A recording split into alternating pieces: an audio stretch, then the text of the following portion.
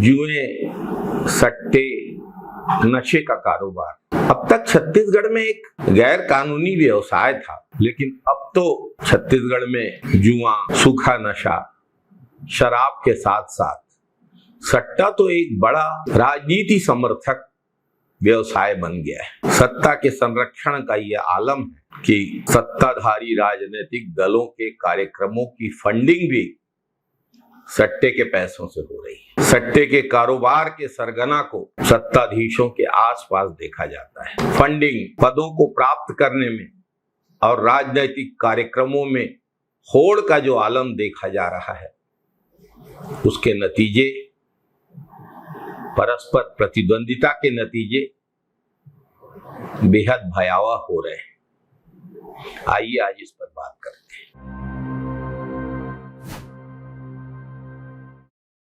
नमस्कार साथियों, बड़ा हल्ला किया भाजपा ने,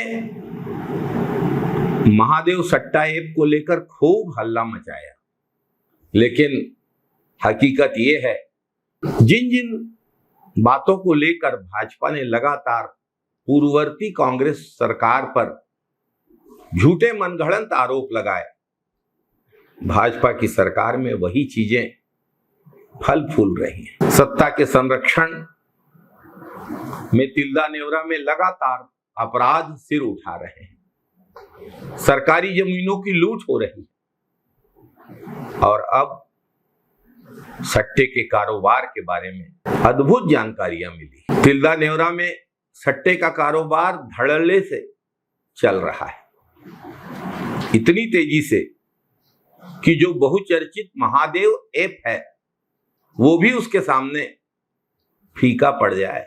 हमने आपसे तिल्दा नेवरा में जमीनों की सरकारी लूट पर बात की, तिल्दा नेवरा में बढ़ते अपराध और अब तिल्दा नेवरा में सत्ता के संरक्षण में सट्टा के अवैध कारोबार के फलने फूलने की जो जानकारियां मिली हैं, उनके अनुसार तो तिल्दा नेवरा सट्टे के केंद्र के रूप में दुबई को भी पीछे छोड़ चुका है। तिल्दा नेवरा में सट्टे का कारोबार सिर्फ बेरोक टोक चल नहीं रहा है, सत्ताधीशों के संरक्षण में फल फूल रहा है। बलौदाबाजार विधानसभा का तिल्दा एक महत्वपूर्ण औद्योगिक और व्यावसायिक केंद्र है। बलौदाबाजार के विधायक जी आज कैबिनेट मंत्री भी हैं। स्वाभाविक रूप से इस क्षेत्र में बिना उनकी अनुमति के, बिना उनकी सहमति के इतना बड़ा कारोबार तो फल फूल नहीं सकता। लोगों के मन में यह सवाल उठ रहा है कि सट्टे के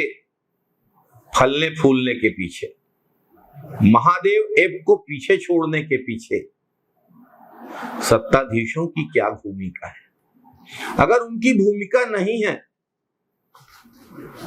तो इसके ऊपर कोई कार्यवाही क्यों नहीं होती। आखिर छत्तीसगढ़ में भाजपा सरकार के एक प्रभावशाली, जिम्मेदार, ताकतवर मंत्री के नाक के नीचे इतना बड़ा सट्टे का खेल कैसे चल रहा है, वह भी मंत्री जी के विधानसभा क्षेत्र में सट्टे का केंद्र बना रहना बहुत सारे सवाल खड़े करता है। सट्टे के इस जाल ने राजनीतिक दलों को और धार्मिक कार्यक्रमों को भी नहीं छोड़ा है। लोगों को जोड़ने के लिए धर्म के नाम का उपयोग किया जाता है, राजनीतिक प्रभाव का उपयोग किया जाता है और धर्म और राजनीति का उपयोग करके लोगों को जोड़ने के बाद उनको सट्टे के काले अंधेरे कुएं में ढकेल दिया जाता है। भगवान की भक्ति और जनहित की राजनीति को भी सट्टे के अवैध कारोबारियों ने नहीं छोड़ा है। इतनी साफ स्पष्ट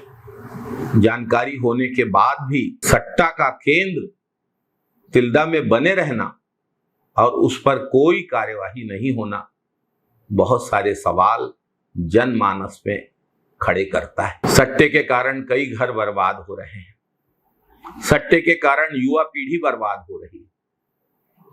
लोग पूछ रहे हैं कि सट्टे के इस कारोबार पर कार्यवाही क्यों नहीं होती। आखिर किसका संरक्षण है इस अवैध कारोबार को? पुलिस और प्रशासन की आंखों में पट्टियां किसने बांध रखी हैं? किसका दबाव है?